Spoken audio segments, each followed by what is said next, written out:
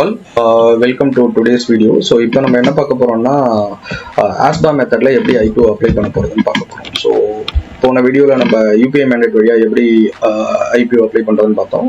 So இந்த வீடியோவில் நம்ம ASBA மெத்தட்ல எப்படி IPO அப்ளை பண்ணுறதுன்னு பார்க்க போகிறோம். ஸோ நம்ம இன்டர்நெட் பேங்கிங் போர்ட்டல் லாகின் பண்ணிக்கணும். ஸோ நெக்ஸ்ட் வந்து டிமேட் ஐடி என்னன்ட்டு நம்ம ஜெரோதா போர்ட்டல்லேருந்து எடுத்துக்கணும். ஸோ ஜெரோதா பொறுத்த வரைக்கும் டெபாசிட்ரி பார்த்தீங்கன்னா CDSL தான். இந்த டிபி நேம் வந்து ஜெரோதான்னு நம்ம ஃபில் பண்ணணும். ஸோ இப்போ நான் ஃபர்ஸ்ட் வந்து இன்டர்நெட் பேங்கிங் போர்ட்டலில் லாகின் பண்ணிட்டேன்.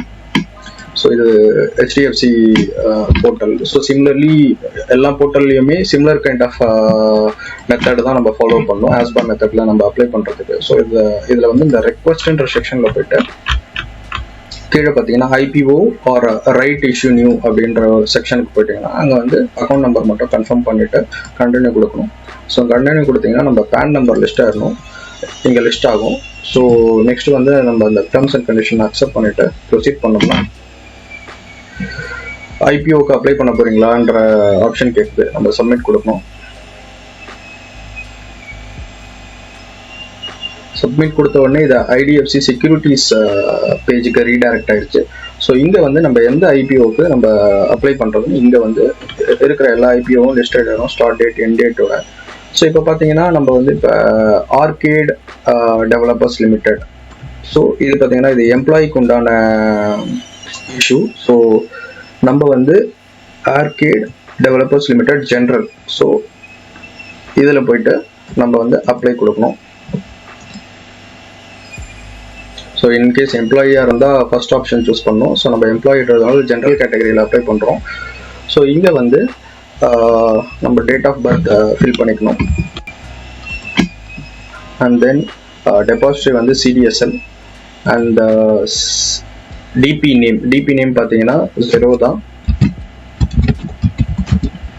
அண்ட் பெனிஃபிஷியரி அக்கௌண்ட் நேமில் வந்து நம்ம டிபி ஐடியை வந்து ஜெரோதாவில் இருக்கிற டிபி ஐடியை வந்து நம்ம ஃபில் பண்ணோம். ஸோ எப்படி அந்த டிபி ஐடி எடுக்கிறதுனா நம்ம நேம் இங்கே நீங்கள் கிளிக் பண்ணிங்கன்னா இங்கே நம்மளோட டிமேட் ஐடின்னு இங்கே ஒரு நம்பர் காட்டும். ஸோ இந்த டிமேட் ஐடி தான் ஆக்சுவலாக பார்த்தீங்கன்னா இங்கே நம்ம ஃபில் பண்ணோம் இந்த பெனிஃபிஷியரி அக்கௌண்ட் நம்பரில். ஸோ இது வந்து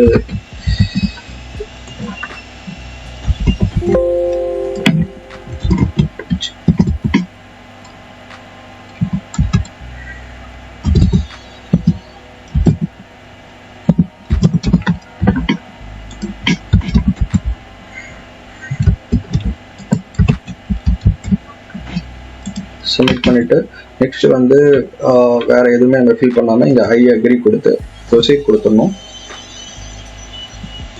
நெக்ஸ்ட் கன்ஃபர்மேஷன் கேட்குது. ஸோ கன்ஃபார்ம் கொடுத்துடணும்.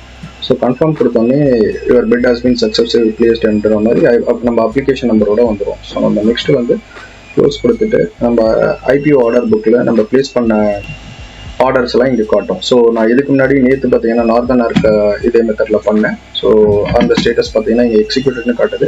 ஸோ இப்போ இது வந்து ஆர்டர்னு வந்திருக்கு. ஸோ நம்ம இங்கேயே நம்மளோட IPO ஆர்டர் புக்லேயே நம்ம ரீசெண்டாக பண்ண டிரான்சாக்ஷன்ஸை நம்ம இங்கே செக் பண்ணிக்கலாம். So that's all for today's video. So இதை தான் நான் இந்த வீடியோவில் உங்ககிட்ட டிஸ்கஸ் பண்ணலாம்னு நினச்சேன். ஸோ தேங்க்ஸ் ஆல் ஃபார் வாட்சிங் டில் திஸ். பை.